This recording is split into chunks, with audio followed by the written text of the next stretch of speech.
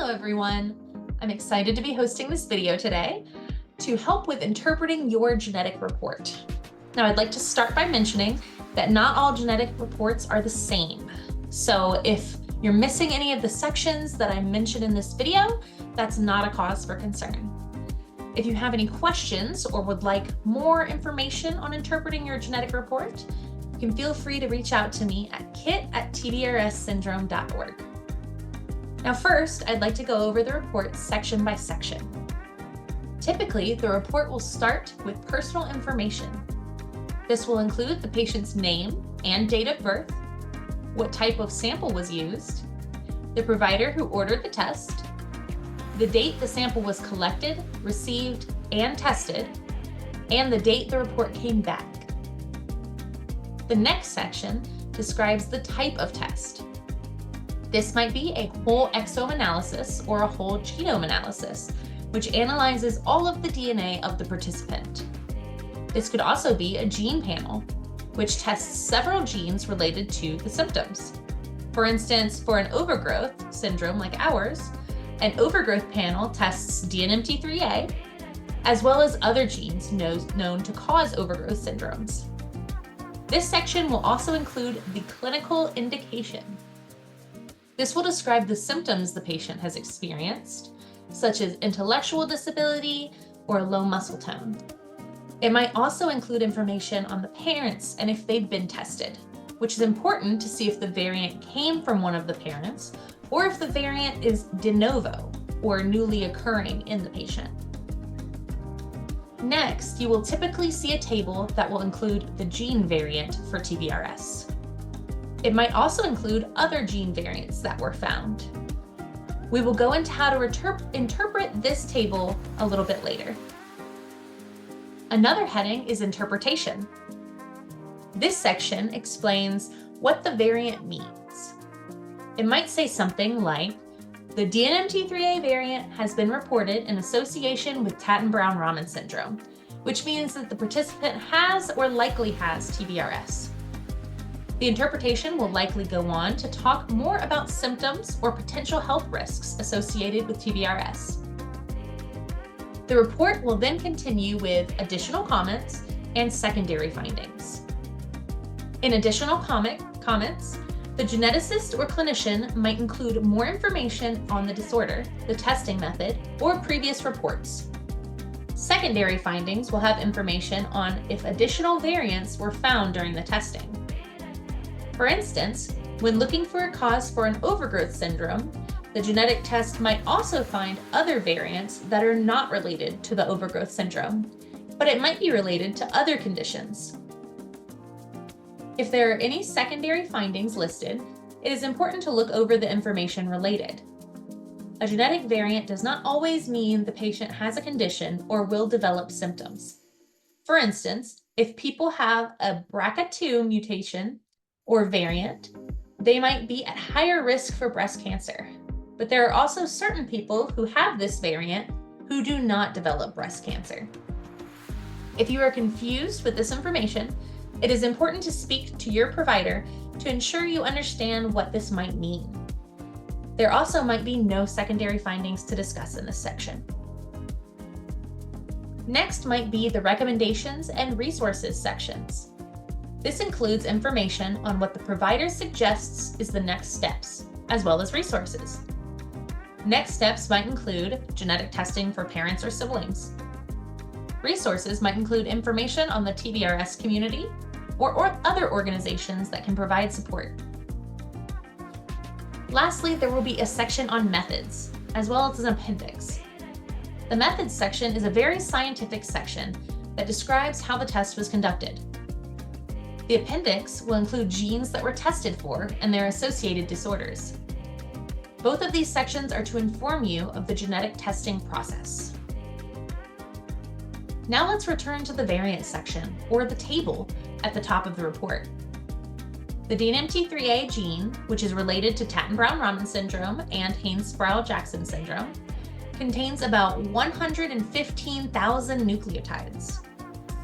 These nucleotides are represented by letters. 3 nucleotide letters in a row create clumps. which are code for amino acids. A group of amino acids then makes the DNMT3A protein. The genetic testing report explains what letters have changed in the gene and whether the change causes Tatten-Brown-Raman syndrome or Haines-Sproul-Jackson syndrome. So let's look at interpreting these letters, starting with the variant that begins with the lowercase c. As I mentioned, the DNMT3A gene contains 115,000 letters. All of these are either G, C, A, or T. The numbers following the lowercase c indicate the letter position of the change within the gene. For example, if it says lowercase c 958 C to T, like it does here, that means that the 958th letter of the DNMT3A gene is normally or typically a C, but it changed to a T. Now looking at the variant that starts with a lowercase p. So of course, 3 letters in a row, as we mentioned, create clumps, which are code for amino acids. There are 20 different amino acids, which have full names and are commonly represented by a single letter or a 3-letter code. If gene changes cause the amino acid to change, this changes the way the protein works, or if it works properly at all. The letters and numbers following the lowercase p indicate the amino acid that was changed. For example, if it says lowercase p ALA 380 THR or lowercase p A 380T, as is shown here, that means that the 380th amino acid, which was typically alanine, which is represented ALA or A, changed to a threonine or a THR or T. So the important information with that is that the numbers after the C change the letter, and then the letter might change what amino acid the clump causes. And this changes how the protein functions. So there are several types of variants, 4 in fact, depending on how the letters change. These are known as missense, nonsense, frame shift, which can be either a duplication or a deletion, or CNV. Because of these changes, proteins might not function properly. Let's see each type in detail. For a missense variant, 1 letter in the DNMT3A gene is changed to another. This change creates another amino acid, so a different one than was intended. This type of change is the most common in TBRS, but there are other types of changes that can also cause TBRS or Haines-Sproul-Jackson syndrome. A nonsense variant is when 1 letter in the gene is changed to another, and then the amino acid becomes shorter than the normal one. So this is very similar to missense in the sense that 1 letter is still changing, but it's causing a smaller protein, which might not function the way we want it to. There are also frame shift variants, which I said could either be duplications or deletions. Duplication means that an extra letter or multiple extra letters were added within the gene. A deletion means that 1 or more letters was deleted within the gene. So it's called a frame shift because this changes what the clumps look like.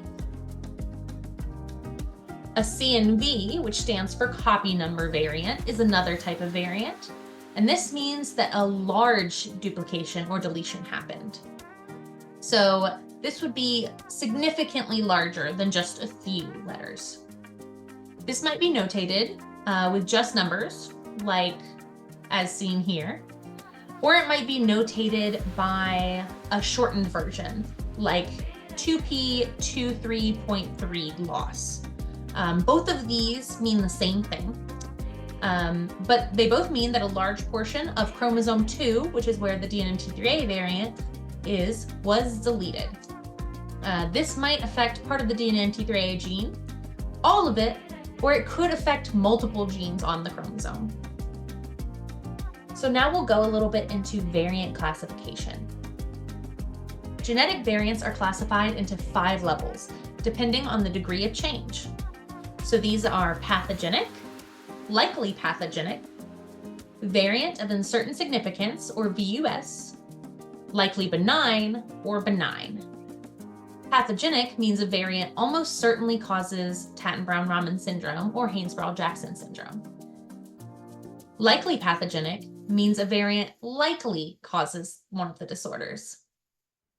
We all have changes in our nucleotide letters that do not cause an amino acid change.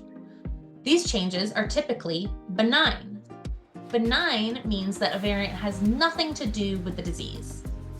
Likely benign means a mutation that has a little or nothing to do with the disease.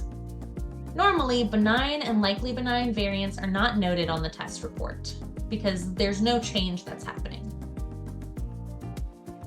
VUS means there is not enough evidence to determine whether a variant causes the disorder, or not at the time of testing at least.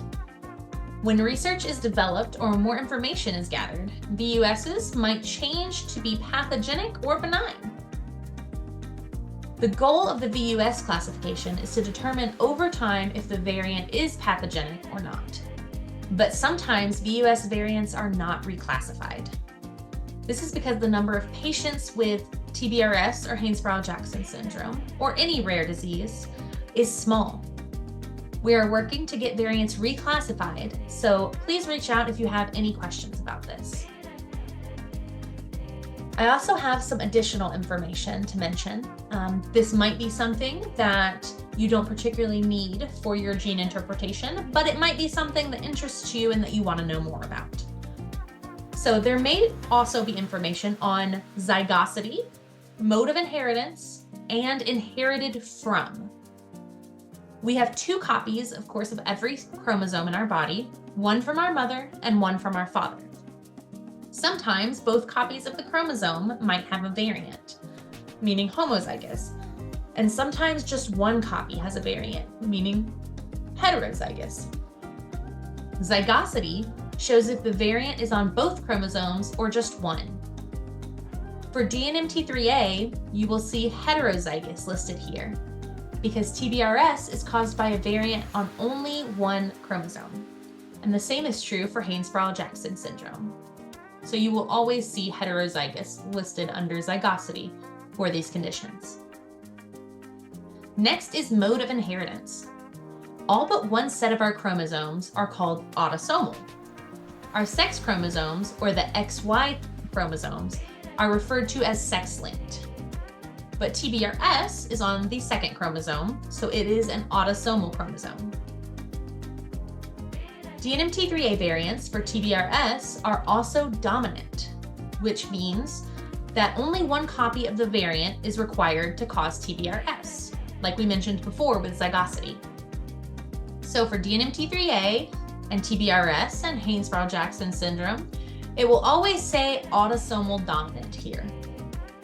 If you have any other conditions, though, that are listed on the genetic report, they might have different modes of inheritance, including sex-linked, meaning they're on the X or Y chromosome, and autosomal recessive, meaning that the patient must have 2 copies to cause the variant, to cause the disorder.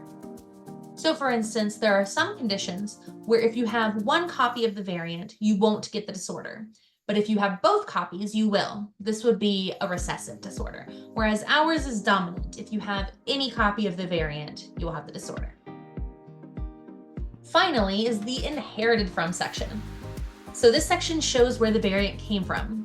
Typically with TBRS and Haines-Brown-Jackson syndrome, it is inherited de novo, meaning that it is a new variant that neither one of the parents have. There are cases of the condition being inherited from a parent, which might be important information to ensure that the parent is also getting proper care. So to conclude, on the report, you will see that TBRS and Haines-Brown-Jackson syndrome are both caused by a variant in DNMT3A. The information that follows the lowercase c gives information on which nucleotide or letter was changed, deleted, or repeated.